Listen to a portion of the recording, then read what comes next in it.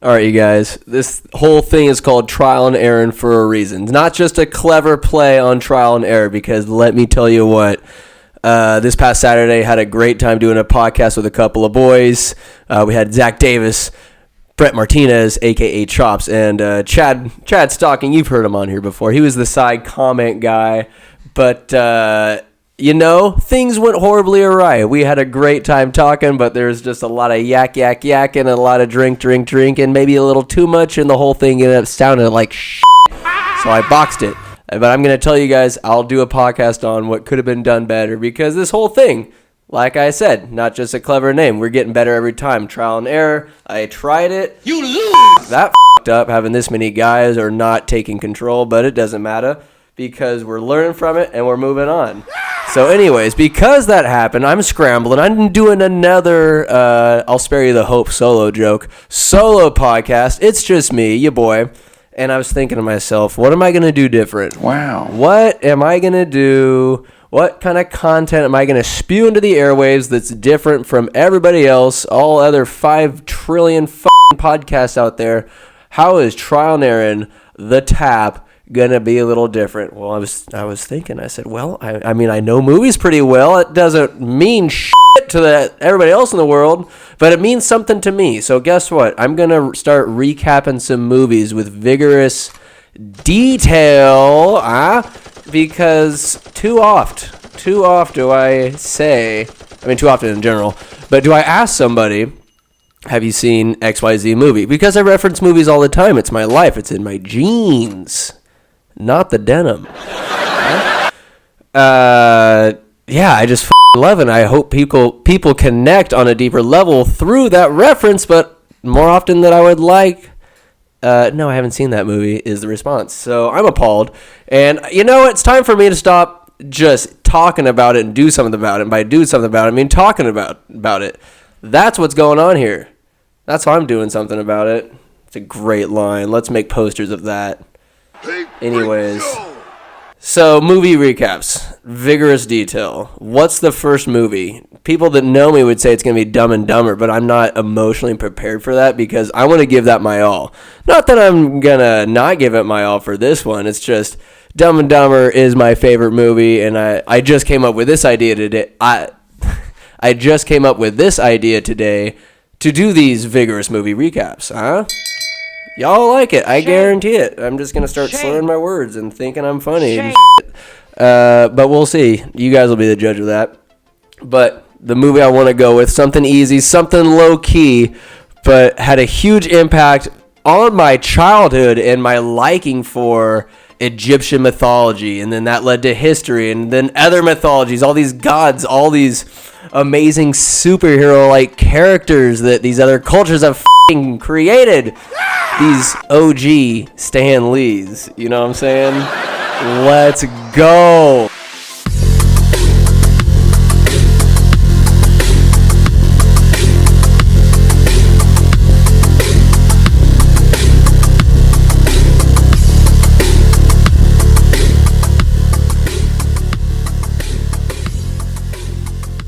The movie is The Mummy. The first one, starring Brendan Fraser.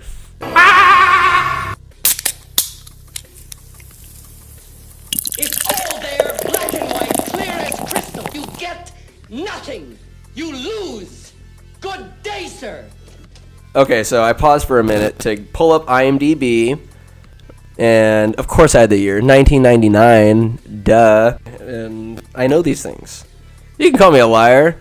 Did I pause this show for like 3 hours and research everything and script every single word that I'm saying? I might have. I could have. I very well might be. But you could also try something. You could try Believe in Me. Have a little faith in me, huh? Yes, I'm some guy you don't know speaking to a microphone that has his phone in front of him. But believe that I have integrity, and it'll just be a lot more fun experience, because I believe I have integrity. What fun would it be for me to talk all this shit, but then be full of shit? It's not the same kind of shit. And I want to be some genuine shit. I want to be the shit. Huh? You're with me here. Stay with me, people. But anyways, back to The Mummy. Excuse me ranting. It's going to happen. Oft. 1999, The Mummy. PG-13, of course. It wasn't that naughty. 2 hours and 4 minutes does surprise me. It does. We got Brendan Fraser. Of course, it's Rick O'Connell. Then Evelyn Carnahan. I didn't know that was her last name in this movie, but in the next one, it's O'Connell because, spoiler alert, they get married. What? Ah! I'll spoil it before I even begin it, motherfuckers. Damn. Y'all didn't see that coming. Oh, you didn't see it coming, but it doesn't matter because we're having fun. Rachel Weisz. Wow. Wise. Very, I'll say conservative looking, beautiful, of course. But her in this movie, and then you see her in The Mummy Returns, which will be another podcast. Damn, it's not night and day. It's more like dawn and the afternoon, if you know what I mean. Because she's beautiful both, but it's just like almost a different person. But a beautiful person overall. She's British. We love her. As is John Hannah as Jonathan, the lovable rascal. Jonathan. This guy gets in all sorts of adventures. And then Emotep, Arnold Vosloo. Ooh, a very sexy last name as Emotep. IMHOTEP. And that's what's up. So that's very cool. And then a shout out to Oded Fair as Ardeth Bey, the leader of the Magi, but we'll get to him later, won't we? Oh, all these people. God, it's bringing back memories. So, why don't I just get started talking about this movie, right? How about we fucking get to it? Oops, bleep that one, Aaron. Stupid bastard. I can say bastard. You don't have the balls to censor bastard, future Aaron. That's right. Anyways. So, we start off, and it's a beautiful... All right, mind you... Before I get started, talking about integrity. This is off the top of my head. I'm not reading a script. This is off the top of my head because I watched this too many times when I was a fat child and just watch movies because that's not real life. And it's fun. I'm Rick O'Connell. I'm the adventurer. It's fantastic. Anyways, this is just me spitting it off, rambling. As if you already couldn't tell. So here we go. Here we ramble. Let's get ready to ramble. Jesus Christ. It's a beautiful... It looks like sunset to me. And you come down off the Sphinx's face. Real nice cinematography. Some 3D for 1999. They're getting ballsy. They're like, we got a budget to show for it. We see a chariot. We see a man. It's the Pharaoh with his balls dragging behind him. That was the original balls behind the truck, am I right? Actual balls. The Pharaoh with his pyramid. Talk about the balls. Anyways. Then we see Emotep, and then this lovely lass, goodness, what's her name? Anoxinamoon. In this skimpy little outfit. Looks nude, but not. N-A-U-G-H-T. Comes up, and they kind of, the narrator, Ahmed Bey, beautiful voice. For their love, he says, like, what? They're about to have the Pharaoh's wife or mistress is, like, getting all handsy with the priest, Emotep? The high priest Emotep. Fucking taboo, this place, Egypt. Cats running around like gods that they are. Much like today. But that is some scandalous shit. Emotep just... banging Savannah Trump or something like that. Anyways, so yeah, he touches her because the narrator says no other man was allowed to touch her, and then he just touches her, and you're like, whoa, that's against the rules. Holy shit, Emotep's breaking the law, making out with the chick, and then there's like a bang at the door, and they're like, oh shit, we f***ed up, like we were clean up until this point. And they're like, all right, whispers, and all the priests, these old bald men with their green tunics, and they're all painted gold, close the door, and then they just can't hold them. It's insatiable. The Magi, the one pharaoh comes through, boom. He's like, what's going on here? And he waltzes up and's like, yo, bitch, who touched you? Emotemote. I think I had that kind of close. I kind of know the Egyptian language based off these movies. And then he says, who's touched you? He points with two fingers. She looks down like, oh, shit, like, playing coy, like, yeah, somebody touched me. Wasn't you, bro. And then he turns around and sees Imhotep draw a sword. Imhotep, my priest? He's just so caught so in shock, and then he doesn't see the blitz coming from the blind side and fumbles his life. Pick up, God damn it, what's her name? Anaxunamun with the ball. Stabs him in the back. Pulls a Antonio Brown, just stabbing in the back. No love for the Raiders. You get nothing. And they start gutting this dude. You lose. And they keep hacking and slashing. They're just making this up as they go. Young love. Good day, sir. Saying that her in her 20s, Imhotep in his early 30s at least. But he's bald. He's beautiful. Looking stout. Fertile. Looking fertile. Anyways, that's besides the point. What is the point? The Magi come in here. And the priests are like, yo, Imhotep, let's get the out of here. And she's like, yo, it's cool.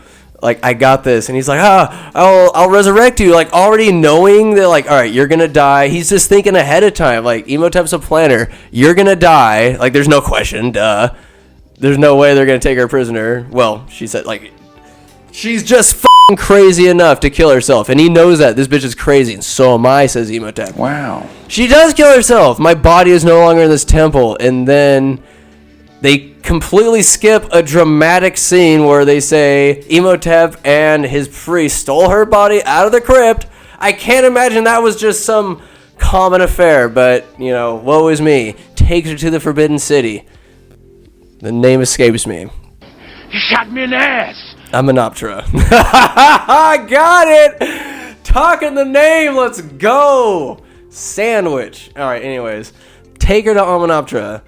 The Dark City, gold everywhere, you know, and that's where all the treasure is, you know, when the story goes on. And he's like, yo, I'm about to resurrect you. They start doing this evil shit, and then right before, like, this purple thing comes out of this spirit comes out of this pond and fucking starts going towards her. Starts going on this dead body of Anaxunamun. And she's like, oh, look, she looks like she's gasping for breath. And then Imhotep has his knife drawn. And he's about to stab her. But the fucking Magi come in at the last second. We're talking Malcolm Butler shit. You should have ran, Pete Carroll. Just saying. But they stop him mid-thrust. Why wouldn't you start slurring words or hurry the up? You couldn't have seen those guys coming. You lose. Imhotep. Lordy, pull your head out of your ass. It's game time, but shit, you must be Pete Carroll's great-great-great-great-grandpa or some facsimile thereof. Shout out to Matt Nevins. Sir, you gotta know when to call timeout. Like, it's just poor clock management. Imhotep gets stopped, and then Anaxunamun just kind of, her body falls back to sleep, and that purple spirit leaves her and goes back into that pond. Mission failed, fellas. And then they get taken to some really sexy bondage. They're all dying torture chamber, and Imhotep was sentenced to the Hamdai, the most heinous of folks to get this. Only said to have been performed once in ancient times. This must be that one. Uh-oh. Because he got his tongue cut off. And all of his other priests are just getting the business, right? They're getting their eyes poked out. They're getting flicked in the balls. It's just chaos in there. And Imhotep's just like, ow, gets his tongue cut off. But luckily a guy walks in front of the camera before you have to see it. Ooh, thank you, producers, directors, whoever came up with that idea. This ain't Saw. Anyways, so then we see Imhotep getting wrapped up. Like, real nice. Like, they do a good job. His arms are crossed. He was compliant, at least. I mean, maybe throw some extra frankincense on him or something for a good measure. But then they put him in the casket, or the coffin. And then they put those beetles on him, though. And they must have done some chants or curses or had a party or sacrificed some goats. Something later that night. Maybe watch the Cowboys play. Put the cherry on top. Ew! So, Imhotep. So, I don't understand why this is the most egregious curse of them all. Because, alright, you die. And you get eaten alive by these beetles. And then, if for some... There's a stipulation, there's a clause in the f***ing contract of spells or curses that says after 3,000 years or some relative future of that magnitude, Get nothing. you get brought back to life with these ungodly powers amongst the earth and skies and people and such, if I may be so elegant. What the fuck? I mean, but hey, to each their own. It's a creative enough story. I'll believe it. I'm willing to believe somebody can be resurrected after 3,000 years. Why not? Shall we continue? So later on, given the glory of invincibility, I remember it being all dramatic, the camera spinning, and then you see a bunch of guys yelling. They're a bunch of soldiers. It's the palace, the same palace. Thousands of years later, it's in Egypt. And you see all these guys in white uniforms with blue sash just taking up position with their little bolt-action rifles. And then you see a bunch of guys, like one guy times, let's say 5,000, right, in a line, on horseback, rolling across the desert, everybody saying a la la la la la la la in different pitches and very high volume levels. That's how you describe it. That's the only way you can describe it. And they got guns in their hands, all of them. Maybe different caliber, probably. Maybe one guy, like two guys are kind of joking in the back, like, dude, we just signed up for this. We're mercenaries. We're about to get paid a couple of rubies after this. Like, it'll be dope. We're in the desert land, and we're in the back of the pack. All these other guys are gonna get lit up, and that's what's going on in the back. But there's a considerable amount of these horseback raiders or whatever they are. They're all wearing black. They have turbans on. There's some unified force ready to kill all of Rick O'Connell, the main character's men. He's the only American guy. He's got a brown jacket on. Handsome Brendan Fraser. Handsome. Hair parted, thin, and his buddy Benny, this ugly Egyptian looking dude, kind of dark little butthole eyes. And he says, your strength gives me strength, after Rick says, you're with me on this one, right? That low voice of his. And they go, la, la, la. And then Rick's in charge. If he's in charge, then is he the one responsible for leading him up there? Because this entire battle is a slaughter. They fire first. They're in order because, they're in line. They're defending this. They're all behind ruins and shit. And these horseback riders, a couple of them get picked off. They fall off their horses. Maybe somebody faked it. If you fake it, you're getting trampled because there was many, many lines of horses after you, sir. But they're firing back, and then guys get picked off. There's some higher levels of guys. I would have picked a higher level of the ruins. Like, I'm climbing on top of this bitch, and I'm going to shoot and just hide, bitch.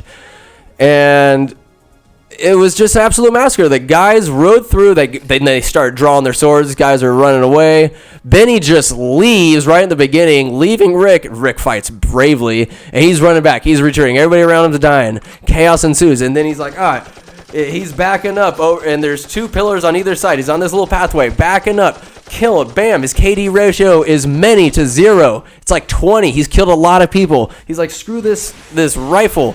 I got my pistols, though, in my front pockets. Bam, bam, bam. And he's running away. He's dodging.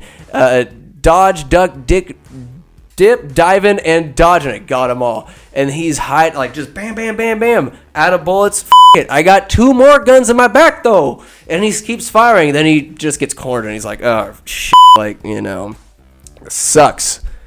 I'm cornered, though. And these guys line up, and you hear the clicks of the guns, and they're like, and then they get spooked. No firing, nothing. Rick had his eyes closed. He's like, all right, here's where it ends. Life flashing before his eyes. He knows what's going on. Anyways, he doesn't die. He's surprised. And then the sand kind of kicks up around him, and he's like, whoa, I'm out of here. He kind of scampers away. The mummy's face kind of sinks into the sand. It's very ominous. And then everybody kind of runs and leaves. There's dead bodies everywhere. And then Rick just kind of scampers out into the middle of the field, and he looks up, and he sees on the cliff tops, there's a bunch of dudes on horseback. All dressed in black, dude. All dressed in black. Excuse me. There was a burp kind of coming up into my chest. I was kind of squinting a little bit. I didn't want to stop talking. You got some light voices. You're going to get some voices and sounds from me, all right, people? So, don't hold a gun to my head. Thank you. I appreciate it. So, anyways, he scampers away, and he looks up, and he sees the Magi. Ooh, the same Magi that stopped Emotep thousands of years ago. They are charged, this current Magi, these bad mofos are currently in charge of making sure Emotep doesn't come back to life. Right? Like, that's their mission. They, like, their lives are about keeping this mofo from coming back to life because of that clause, that stipulation. Damn it. Damn it all. And they're like, what about this guy? What about this guy? Say the lackeys, but the main guy, Ahmed Bey, a.k.a. the gigolo from Deuce Bigalow, Male Gigolo, that foreign dude, the handsome man. He's the guy. He's the leader of the Magi. And he says the desert will, no, they'll take care of him. It's all good. And then, that's the intro to it. That's the intro to the Mummy. And then, so we move on. I'm taking way too long on this. I'm going to do my best, y'all. You get details, whatever. So we see Evie. She's chilling. She's putting books away, this silly girl. And she has her glasses on. And she's on a ladder that's leaning against a bookcase. And she's like, oh, what is this book doing over here? And she looks to the aisle across from her. She's like, oh, I'm going to reach over and put this book in there. So she reaches the other side, foolishly shifting her weight, and then the ladder leans into her. But then she catches it, and then she's stuck in the middle. And she's bouncing on this ladder, everybody. And she's just kind of like, what the going on here? And then it finally leans forward into a bookshelf. She tumbles forward, and like a stack of giant dominoes filled with books, these massive bookshelves, domino effect on top of one another, tumbling down every book, and chaos and papers and essays and Wow. Nudie magazines are just flying everywhere. The library is in shambles, and then the head librarian, Top Dog, is like, what's going on here? Evie, you, and he's pissed. I could try to say verbatim. Let me see. He's like, why do I put up with you? And she's like, well, I'm a scholar. I'm the only one that could speak ancient Egyptian from here to whatever. Like, that's why you put up with me. And he's like, I put up with you because your parents were our finest patrons. And then he like kind of mumbled something. I never really paid attention to him because I'm like, what a dick. I don't have to listen to what this guy says. But he's like, I don't care how you do it. Straighten up this mess, this Mishnah, whatever. I don't know what he said. It sounded like Mishnah, whatever Mishnah is. But that's what I heard. And she's like, oh, well, and then she hears something in the nearby room. Looks like it's a kind of museum area. She goes in, and it's kind of all ancient Egyptian, and then there's a casket. It's open, and she kind of comes up next to it, and then up pops a skeleton. Boo! Ah! She's frightened, and then you hear laughter coming from within the coffin, and it's the lovable rascal Jonathan. Like, oh, baby sister, I'd rather want to join the dead or whatever. They have a little back and forth. Who gives a shit? Brother sister talk. And then he says, oh, well, I got something to brighten your day. He's pretty drunk, though. He's having a great day. Plus, he found this artifact that he hands to Evie. He's like, tell me I found something. It was a what's it called? A dig down in Thebes. Thebes is the dead city. It's Thebes. Oh, I love how memory works, but not really, because what the f***? It's Thebes. I had to be talking about something completely different to remember it. It was in there. It was in there the entire time, just didn't have the right combination, I suppose. Thebes. Anyways, Evie twists it, and it cracks open, and there's a map inside. And she says, Jonathan, I think you found something. Wow. Shows it to the main dude, and he's like, I don't know, kind of ho-hum. And then Evie and Jonathan have a little to and fro, back and forth. And they start talking about all the gold or whatever this map could be. It's the map to this hidden city of gold, Hamunaptra. That's what I meant to say, Hamunaptra. And Lordy Hamunaptra. Sorry, I get the gears are turning, people. I guess sometimes I have a little buffer ball over my head. You know, MacBook users know what I'm talking about. So they're talking about all this gold, and then suddenly the fucking map catches on fire because that dingus head librarian curator dude caught it on fire right where the spot of the lost city. And he says, "For the best, I'm sure. Many have gone looking for it. Most have never returned." And he's all ominous. And then something happens in the movie. Let me think on it. What happens after that? I mean, they somehow need to get there, so I'll just jump to like the jail scene. This is, you know, bits and pieces. Like I said, off the top of my head, it's not gonna be perfect. You. They're at the jail, and Evie's like, "Oh, I want to talk to this dude," and Jonathan's like, "Yo, like this is the guy I stole this trinket from that we found the map." And she's like, "Oh, whatever." And they bring out Rick, and he's sleeveless, and he has hair over his eyes. He looked grungy, still pretty kind of animalistic, sexy. You know what I'm saying, bros? Right? He's just a hairy man. Like, you wouldn't want to mess with him at the bar. A guy that has long hair over his eyes, you're not messing with that guy.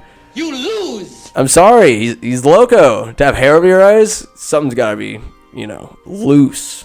Anyways. And she's like, "You know the location to Hamunaptra?" And he's like, "Oh, yeah. Like, I've been there. I know where it's at." They make an exchange. And he's like, "You want to know where it's at? Like, you know what's going on?" She's like, "Yeah." He brings her in, grabs her by the chin, and gives her a passionate, well, in the moment, it's a subtle yet passionate kiss. And he says, "Get me the hell out of here." And then the guards are having none of it. They start beating the shit out of him with their billy clubs.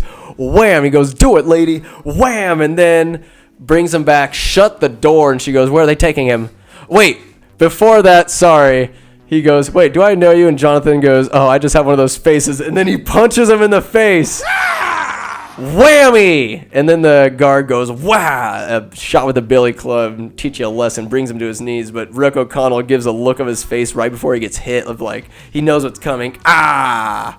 Takes it like a man while Jonathan's writhing. That's when Evie steps over him and begins her conversation with Rick. But after the kiss, he gets hauled away. Where are they taking him? To be hanged. Apparently, he had a very good time. That's what that fat dude says. They take him to this square of this 3-tiered, possibly 4 prison where all the prisoners are loose, but they're just kind of cheering this hanging that's about to happen in the middle, in the center of it all. And Rick's there. He's got the guy goes, "Any last requests, pig?" And he says, "Loosen the knot and let me go." And the guy looks up at the head fat man and goes, "Oh, who has to hail?" And then he goes, "Yahoo, man, of course we do not let him go. Yaklabudah." That's what he says. If you think I'm lying, listen to the movie, and if you care that much, play the podcast back where I just said that. Good day, sir. See if I'm lying. Do you think I put that much detail into a lie? Maybe, but believe in my integrity. Believe in it. I'll never steer you wrong. If I up, I'll always tell you about it. That's how you know I'm being real. Anyways. What say you? So Evie starts bartering for his life. Like, "I want to find this city." And he's like, "Nah, like, that's not enough." And he goes, 500 pounds. Or whatever percent of what we find. And he goes, "What else? I'm a very lonely man." Grabs her knee delicately, and she smacks him with a book. You lose. Possibly an erotic novel. Who knows? And he goes, "Yadak la!" And then she goes, "No!" The guy pulls the lever. Rick O'Connell falls. But guess what? His neck did not break. Oh, I'm so sorry. Now we must watch him strangled to death. And then Evie's like, "Oh, he knows the location to the lost city." That's what she says. And the guy's like, "You lie." She's like, "I would never. You telling me this godless heathen son of a pig knows where to find the city of the dead? Yes. And if we find it, we'll give you like 10%. And then they start bartering. She hits him lower. Something happens where she fools him 40-30, and then he goes 30. He goes 25. She starts going lower, then he goes lower than her, and she's like, deal, motherfucker, 25%, I believe. Good day, sir. And then he goes, cut him down. The guy cuts him down. Rick O'Connell lives as Evie looks fondly upon her new prize. And then they go to the boatyard as the scene blurs out. Some time has elapsed, perhaps the night. And then Evie and Jonathan are walking by a boat, and they're like, it's a Yank, you know. His word is his bond. And she goes, I don't know. He's a complete rascal. I don't trust him at all. And then Rick O'Connell comes out of nowhere with a fresh haircut. He's Saul Jafar, the hottest trim beard cutting. Like, he don't care. You're going to look fine. And he saw him. Rick O'Connell, Saul Jafar, got all caught up, shaved, no 5 o'clock shadow. It's midnight, baby. Rick O'Connell's fresh. He is peppered, and he's ready to get on this boat.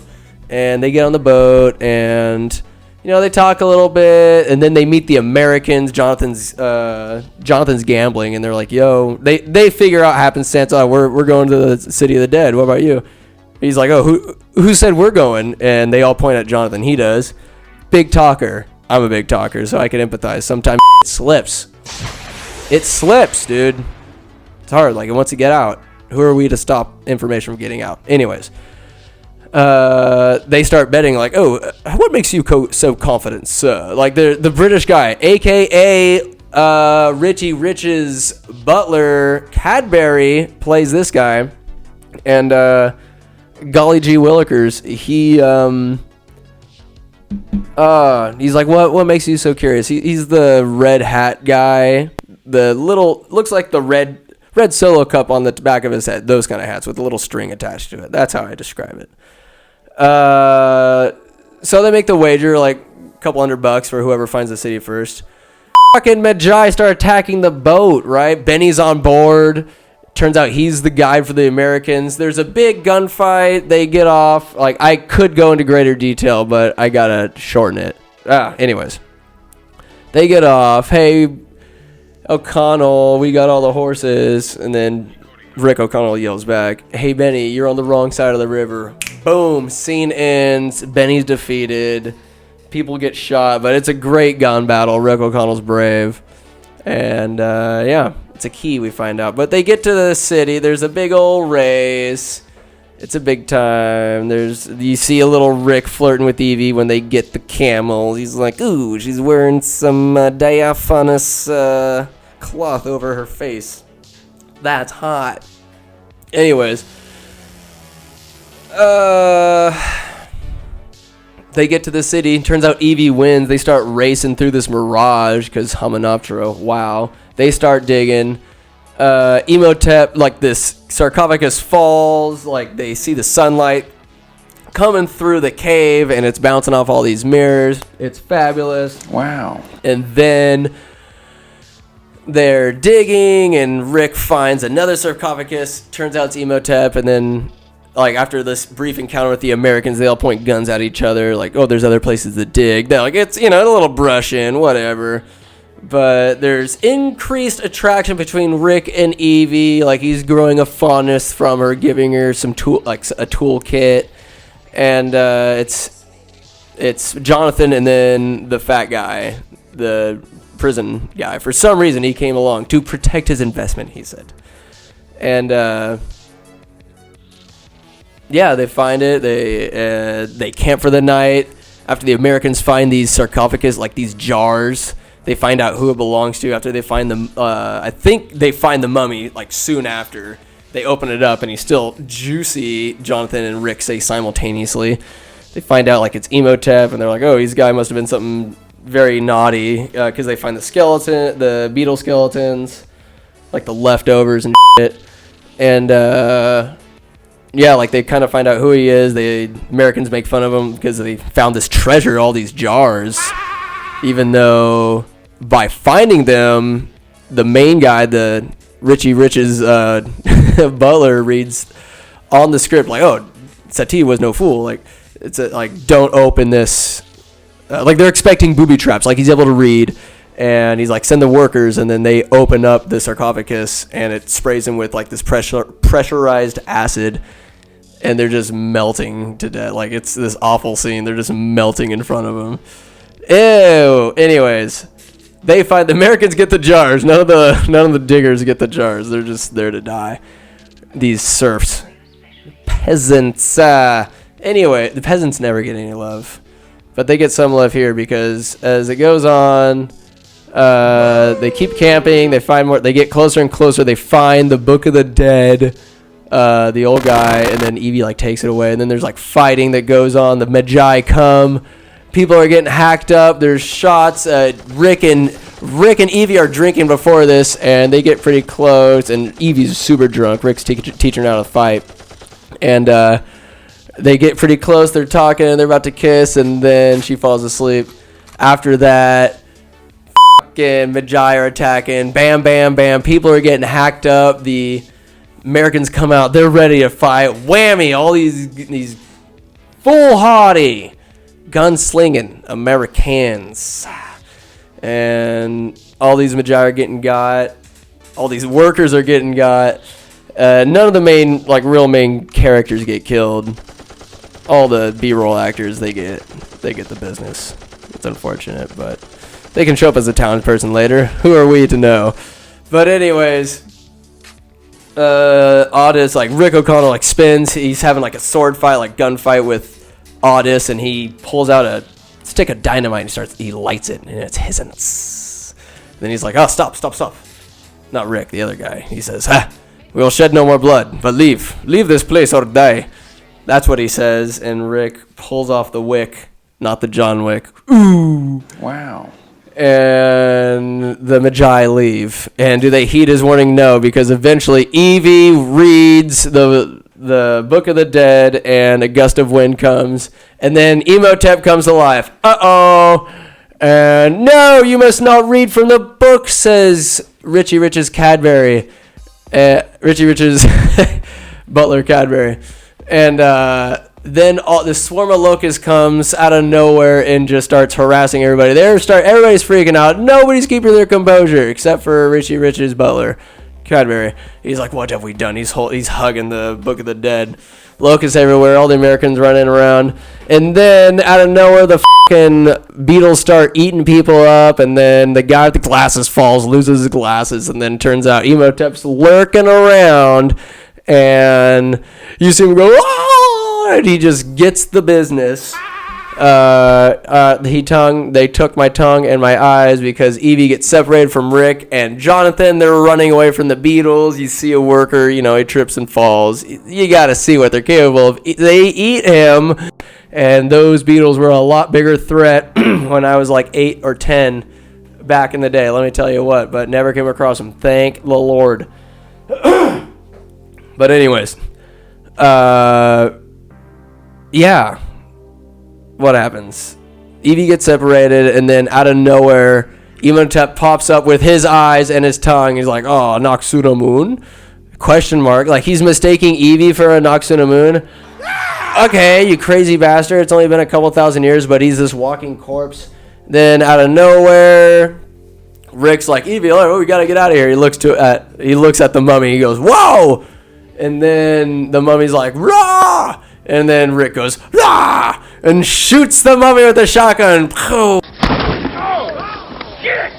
Ah, you motherfucker! The next one will kill you. Oh, son of a bitch! You shot me in the ass! Blows him in half, and he takes Evie and runs. But the mummy, like, you see his body like come up and look to the side, and everybody's running, and they're kind of trying to get out of the Magi. Like, look, you done fucked up. Didn't we tell you? Don't be sniffing around here. Now you came sniffing, and look what you hath wrought. The Mummy. You lose. Now we have like another hour of this movie. Otherwise, we could have gotten our riches and left. But no, the show must go on, motherfuckers.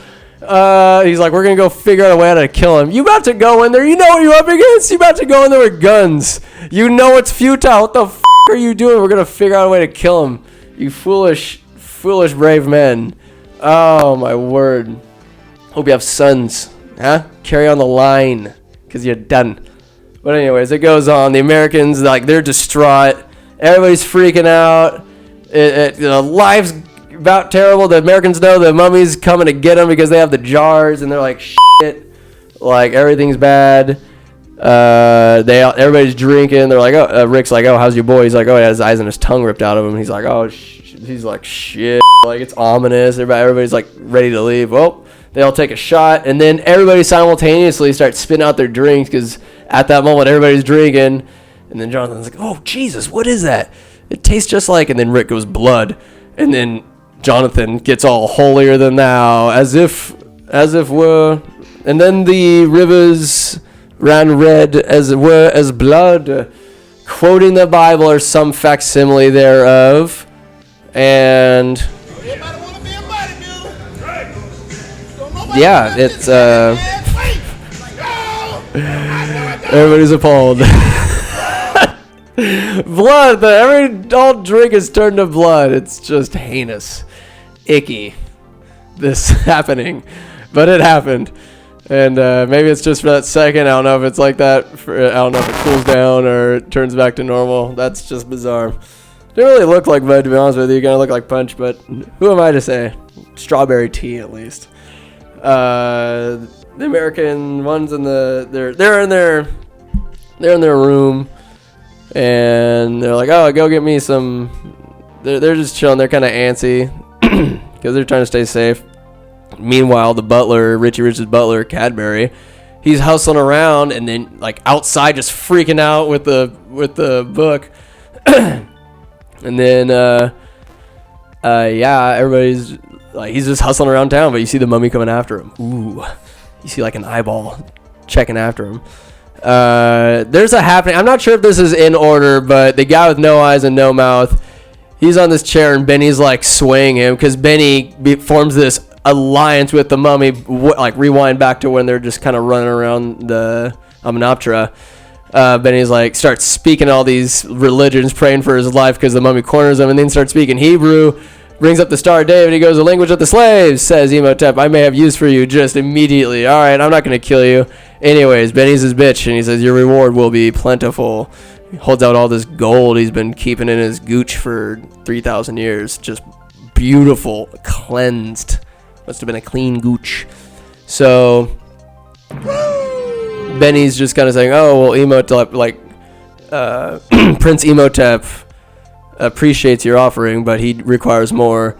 And then he just like, oh, and Imhotep, sucks his guts. And then the next guy, on the butler, he's running the streets. Imhotep gets him. And then one of the other, like, probably my favorite American, he's like, give me some bourbon and a bourbon chaser. Don't worry about the door. He shuts the door, and he's like, he sees the jar, and he's kind of posting up. He's holding his revolver. He's making all these moves. Like, he's a good gunfighter, right? And he hears a whoosh. The window opens, and he kind of leans over. He has his gun pointed, but nobody's there. And he's kind of smokes. And then you see the shadows. This whoosh, this hurl of sand blows him onto his feet, blows him off his feet onto his back, and then you see in the shadow his body picks up the sand swirling around him. He's like, ooh, ah, ah. And his body dissolves in front of us, and then Imhotep steps, and he's almost fully formed with only his cheek and under his collarbone. He's wearing the sexy black Ron Jeremy robe, and the beetle runs out of one hole, up in his neck, into his cheekbone, and he chomps down on it because he's bad. He's a bad guy. Of course he eats the beetle. He's hungry. And when you're hungry, you go eat. And Imhotep eats. He just eats souls. He's eaten a couple men already, but there's one guy left before Imhotep is complete. Meanwhile, Rick and everybody else, they're scrambling. They're getting the hell out of there. They take the last American.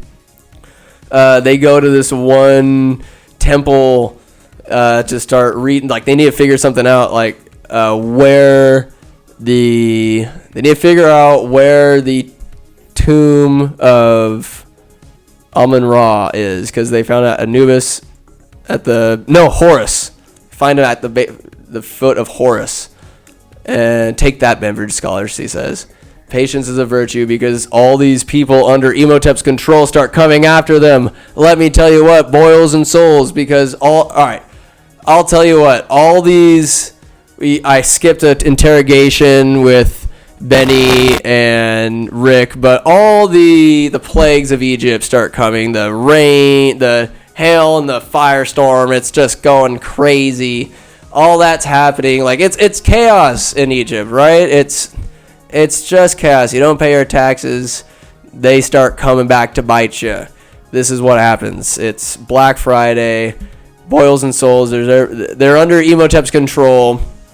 There's one American left. They know where to go to try to end this madness with the Book of the Living. Huh? And what Emotep wants to do is revive his love. Like, he's come back to life so I can get my slam piece back. Like, that's what he's after. His motive is love. So who are we to doubt his ambition and his willpower to love? Is he really the bad guy? Because of his tactics? Because of what is necessary? Because of the rule books that he didn't write? Unless he wrote those rule books, he's just abiding the laws of the dark magic. But yeah, I digress. Emotep is almost complete, and the good guys start running. Jonathan somehow goes outside to get the car started. This crowd runs by him. He goes, Emotep. He imitates those foolish, boiled and souled, mindless freaks. They walk past him. They're fooled. Benny's too clever for him. Jonathan. And he runs to the car, gets it started. Everybody gets in the car after that. And then all the people are running after him. They go into town, and there's a huge crowd waiting for him. And then Jonathan stops, and Rick says, guns, bodies start flying all over the place, but then some bodies hold on, they're struggling all over the place. The American gets pulled out, the last one. He pulls out his guns, he starts dropping fools as the crowd runs by, and then he runs out of bullets. And then Emotep comes up. How could this day get any worse? He tries to shield himself. He holds up the jar as an offering, like, here you go. Emotep does not look pleased. He grinds his teeth, and then he just goes, no good. The American is Lordy. He's ready to play, and they end up crashing the car because they let Jonathan drive. Why didn't they? Anyways, they're in this kind of market cul-de-sac, and the crowd just kind of surrounds him. And then Emotep pops through, and Benny comes up. Emotep speaks. Benny goes, give me your hand, and your friends will be spared. Excuse me. And then you'll be like, it's time for you to meet my love forever. And then Evie goes, for all eternity, idiot, because she's educated, and Benny's just a slack-jawed piece of poo. So Evie's like, this is the only way, and she goes with Emotep into the night, into the crowd to disappear, and he goes, Behame! Kill them all. And the crowd just turns and goes, Emotep. But luckily there's a manhole. When all hope is gone, when it is time to despair, hark, a manhole appears at your feet. It moves, and then Rick moves Jonathan in. He goes, what about my sister? And he goes, we'll get her later. They start moving in. Otis is with them. He goes in, and then everybody's left except the main library guy who has a sword. He just pulls out a sword for some reason. And Rick's like, come on, like, there's plenty of time. Mind you, there's plenty of time. This guy's like, no. And then Rick's like, whatever, jumps down the manhole.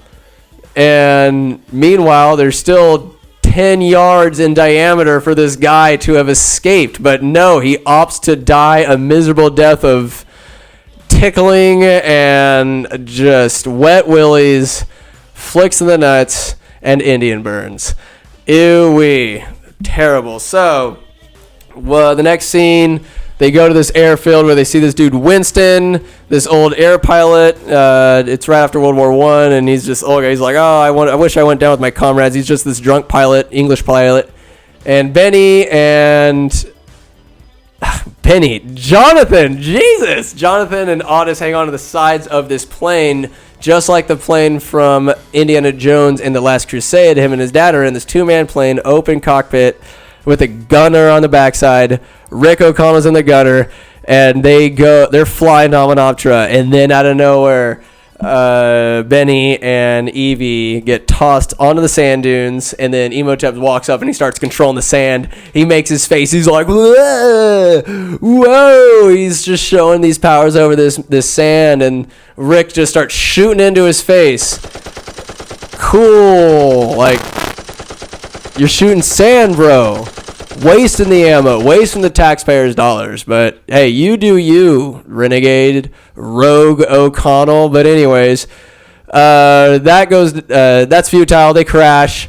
Winston goes down with the ship. He's dead. Rick sees him, and then quicksand. The boat goes down. But him, Otis, and Jonathan, they make their way into the cuts. They get into the temple, and then Lordy, they start going through. Oh, I didn't even tell you about the favorite part. Jesus Christ. The fat guy, the warden of the fucking police station, at some point during the dig, he goes, and I'm giving this segment its due. Absolutely. He's lurking around, sniffing around the caves, or the temple, and he sees some kind of scarab skeletons, those beetles, and he goes, ooh, blue gold will fetch a very fine price. He starts plucking off the wall. He thinks nothing of it. They're just jewels, right? He's not in the wrong. He can plunder some gold. Anyways, the movie goes on a little bit, but he's still there plucking one. One falls out of his pocket, and out emerges a scarab. And then it comes out, and it goes into his foot, and he's like, and it goes into his leg. He's like, oh, rips open his shirt. You see it going up his stomach, and then it goes up his neck, and he's like, he's just sitting there, and it goes into his brain. Like, it just looks miserable. He's just like, And then they're speaking, and Rick, you go to Rick, and then there's Jonathan, and Evie's telling them what the embalming process is like. That you stick a red hot poke up your nose, scrumble things about, and then rip it all out through your nostrils. The mummification process. That's what they did. Red hot poker. And then for the record, don't put me down for mummification. Likewise. And then Jonathan hits a rock with a pickaxe, hits something, and then the sarcophagus of Emotep falls at their feet. That's what happens. And then the fat man goes, he's running full speed, runs past Evie, Jonathan, and Rick, and just runs face first into a solid concrete wall, killing him, breaking his neck, killing himself because his brain was getting eaten by this beetle that needed brain flesh. Oh boy, I've been asleep for a while. I need some brain. I know exactly where to go. I'm a doctor, or is it instinct? Whatever. Moving forward, the same scarab skeleton. Jonathan looks at, goes into his hand, and then he's like, and Rick's like, what's up? He goes, bug on my arm, and then Rick goes, whoa, holds Jonathan's arm, and then he's like, hold that. Rick pulls out a butterfly knife, and he flips it to perfection. I'm aroused, and Benny is saved because Rick pokes at the bump in his arm, cuts it out, and then pulls out his revolver because the beetle starts coming back. It flies out of his arm, lands on the floor level right in front of the camera, scurries forward, and Rick just makes a perfect shot with a rifle, thus announcing their position to Emotep, where at said gunshot the scene switches, and then Evie goes, O'Connell, and then so Emotep's underway. He has Nox in the Moon's body. They're making noises, they're humming a bomb, Emotep speaks and then raises his priests, and he goes go wake the others, kill them all, wake the others. Those are his orders to these mummied priests. And then they start coming out of nowhere after Rick, Otis, and Jonathan see this amazing room full of gold. It is an auditorium that glitters this magnificent, vibrant golden sheen. Lordy, it's a symphony of golden glow. It's the symbols. You can hear the gold smashing against itself into your eyeballs. That is beautiful. But anyways, they keep going, and then those priests start attacking. They start gunfighting. Bam, bam, bam. And then Jonathan runs out of bullets and throws the revolver. Just a little favorite of mine. But anyways, So they start running. Otis is like, no, like, I got this, go, leave. And then Rick throws some dynamite because there's so many of them. They keep going. Goodness, they come about. Rick gets a sword. They come about the ritual room, and they find the Book of the Dead.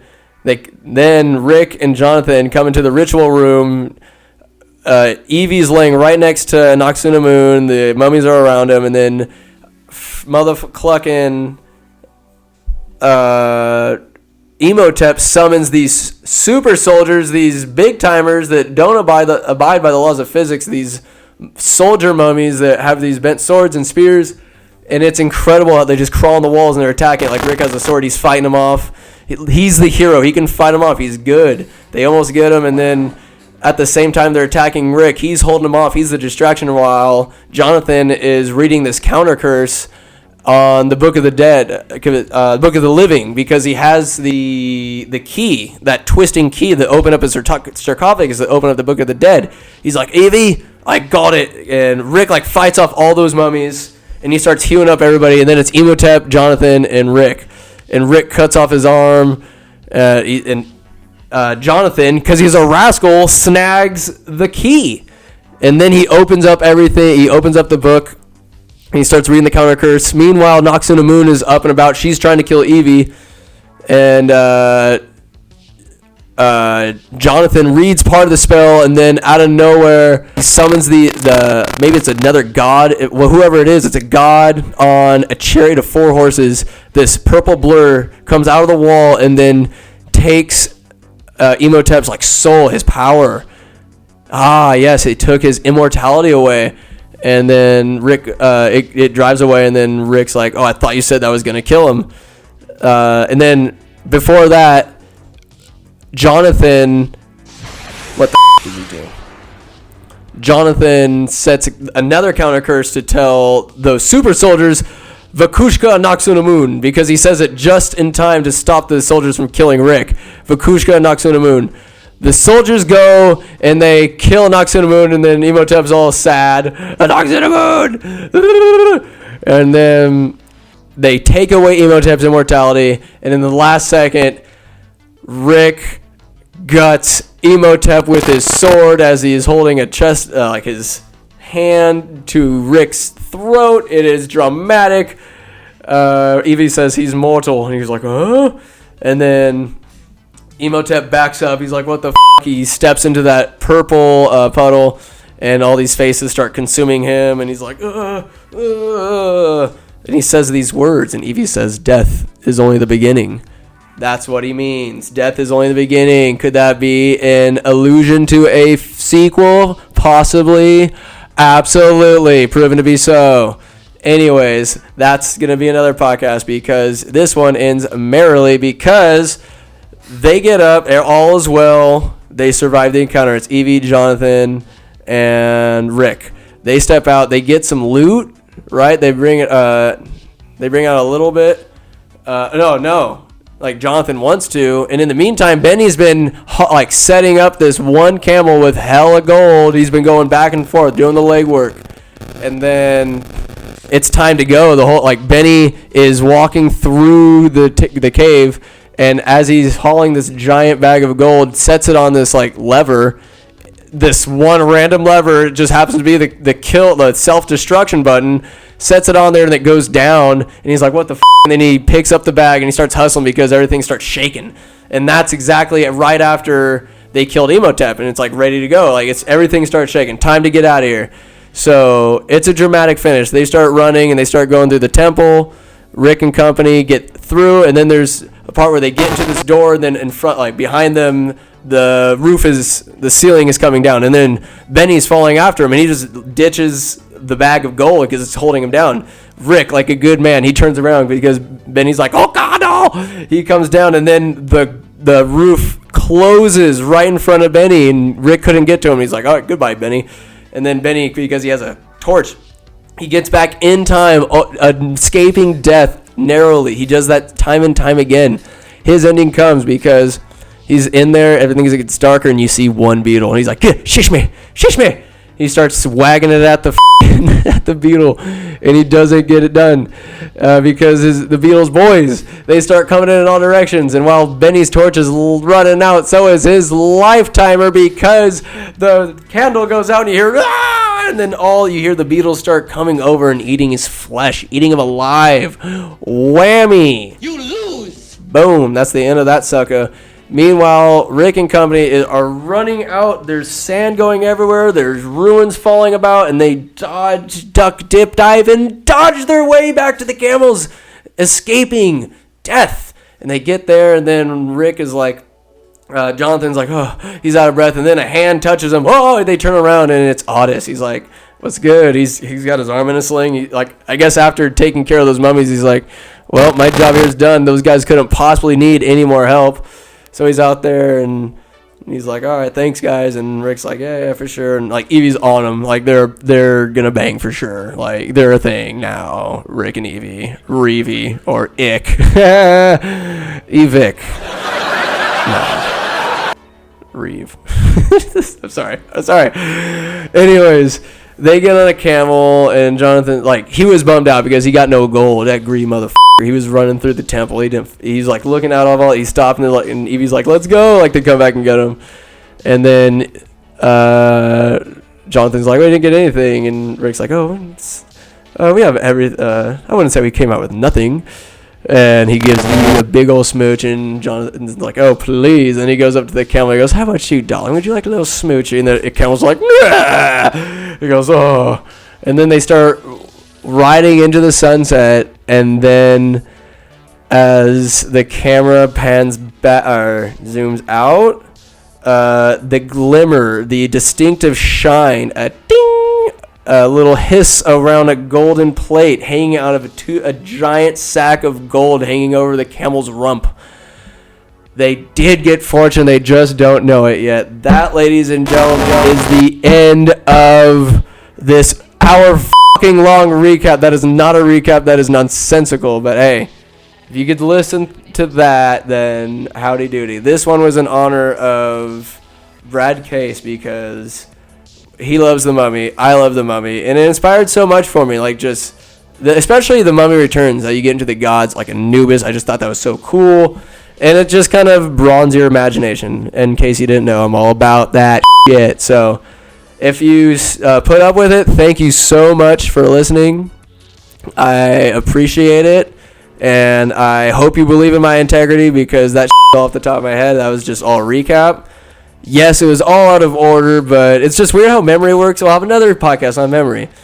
It's weird how memory works, how I couldn't remember it in chronological order, but as I described one situation, that led to another, and then I realized that end of the puzzle fits on before something I previously said or what have you. But hey, for us, off the top of the head, I think that's a pretty good recap. So I give myself 5